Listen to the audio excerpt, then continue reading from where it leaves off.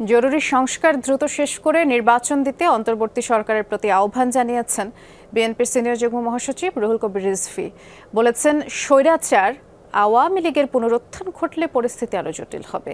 আর চেয়ারপারসনের উপদেষ্টা জয়নাল আবদিন ফারুকের অভিযোগ, অন্তর্বর্তী সরকারকে স্থিতিশীল করতে সিস্টেমের ভেতরেই বসে আছেন বিগত আমলের কর্মকর্তারা। শ্রীলঙ্কা আবারও রপ্তানিতে শীর্ষে। শেখ হাসিনা সরকার পতনের পর থেকে ধারাবাহিকভাবেই আন্দোলনে হতাহতদের সহায়তা করে আসছে আমরা বিএনপি পরিবার।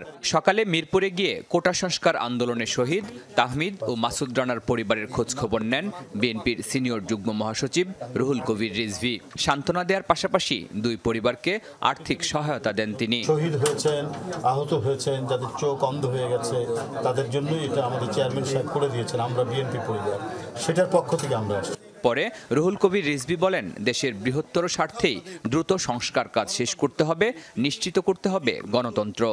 পৃথিবীর দেশে দেশে দেখেছি বিপ্লবী সরকার খুব দ্রুত গতিতে, তড়িৎ গতিতে বিষাক্ত রক্ত বের করে দেয় সমাজ দেহ থেকে, রাষ্ট্র থেকে। এই কারণেই আমরা বলেছি অতি দ্রুত সংস্কারগুলো করে আপনি অবাধ এবং সুষ্ঠু নির্বাচনের ব্যবস্থা করুন। নতুন করে ফ্যাসিজমের আত্মপ্রকাশ হবে, এইটা তো জনগণ চায় না। জনগণ চায় শেখ হাসিনা অন্য দেশের সাথে যে চুক্তি করেছে সেই চুক্তিগুলো বর্তমান অন্তর্বর্তীকালীন সরকার প্রকাশ করুক।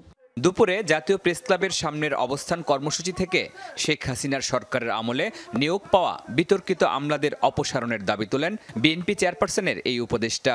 1996 সাল থেকে 2024-এর 7 জানুয়ারি পর্যন্ত যারা অবৈধ সংসদের সদস্য ছিলেন, তত্ত্বাবধায়ক সরকারের উপদেষ্টার কাছে জানতে চায় কেন আইনের আওতায় তাকে এখনো তাদেরকে আনা হয়।